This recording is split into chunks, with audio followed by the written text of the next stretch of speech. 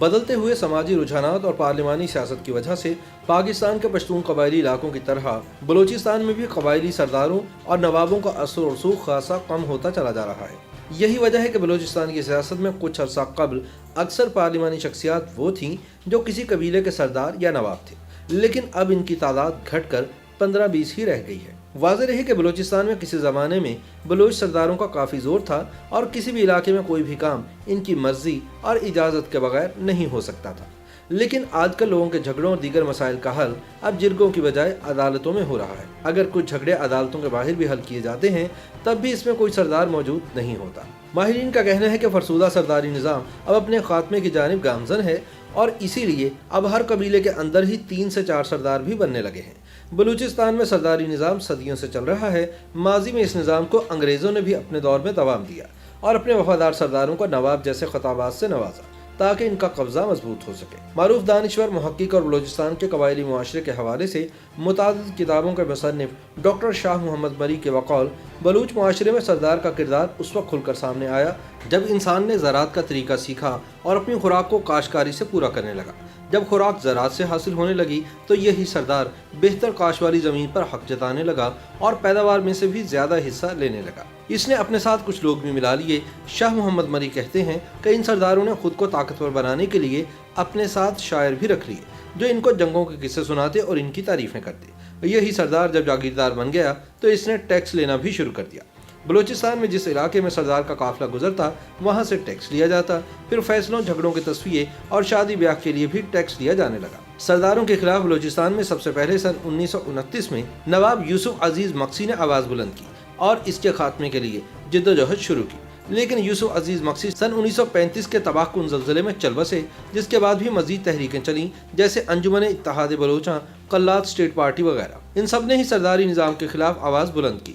Doctor مری کے مطابق سرداری نظام کے خلاف پاکستان بننے سے قبل اور سن 1947 کے بعد بھی سیاسی طور پر یہ آواز توانا ہوتی رہی ہے، لیکن اگر موجودہ حالات کا تجزیہ کریں تو بلوچستان میں پچھلے 10 سے 12 برسوں میں بڑی تبدیلی آئی ہے۔ شاہ محمد مری کے مطابق جب سردار جاگیردار بنا تو بعد میں وہی اسمبلی کا رکن بھی بنتا رہا، لیکن یہ سلسلہ کچھ عرصہ ہی چلا کیونکہ سیاست میں ووٹ کا عمل دخل زیادہ ہو گیا، فیصلے اسی کے ذریعے ہونے لگے۔ شاہ محمد مری کا ماننا ہے کہ ہماری پارلیمانی سیاست نے بلوچ سردار کو کمزور کرنے میں اہم کردار ادا کیا ہے۔ سیاست نے سردار کو کس طرح کمزور کیا، اس سوال کا جواب دیتے ہوئے شاہ محمد مری بتاتے ہیں کہ جب سردار کا عروج تھا تو اس کے حکم سے نظام چلتا تھا، لوگ اس کے پاس آتے تھے، لیکن پارلیمانی سیاست میں اسے عوام کے پاس ووٹ لینے کے لیے جانا پڑا، جو کچھ وقت انہوں نے طاقت کے زور پر حاصل کیا، لیکن اب یہ ممکن نہیں رہا۔ ڈاکٹر مری کے بقول سرداری نظام میں یہ توڑ پھوڑ صرف بلوچ معاشرے میں ہی نہیں بلکہ پشتون قوم، افغانستان اور وزیرستان میں بھی سرداری نظام ارتقائی عمل کے تحت ختم ہو رہا ہے۔ یاد رہے کہ چند سال قبل تک بھی بلوچستان میں اگر 2 قبیلوں میں لڑائی چھڑ جاتی تو دونوں اطراف سے کئی لوگ لڑنے کے لیے آ جاتے، لیکن اب اس طرح کے واقعات کم ہی دیکھنے میں آتے ہیں۔ دانشوروں کا کہنا ہے کہ الیکشن میں پیسے کی ریل پیل اور ٹیکنالوجی نے عوام کی ضروریات بدل دی ہیں۔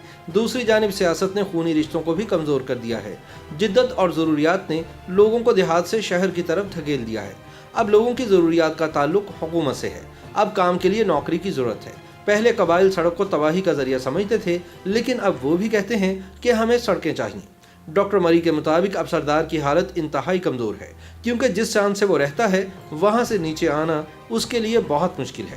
لوگوں کا معیار زندگی بدل گیا ہے، جس کی وجہ سے اب وہ ایک مظلوم طبقہ بنتا جا رہا ہے۔ یہ ارتقاء کا عمل ہے، جس چیز کی ضرورت ختم ہو جاتی ہے اسے ختم ہونا پڑتا ہے۔ اسی طرح بلوچستان میں ہمارا سرداری نظام بھی اسی عمل کا شکار ہو کر خاتمے کی جانب گامزن ہے۔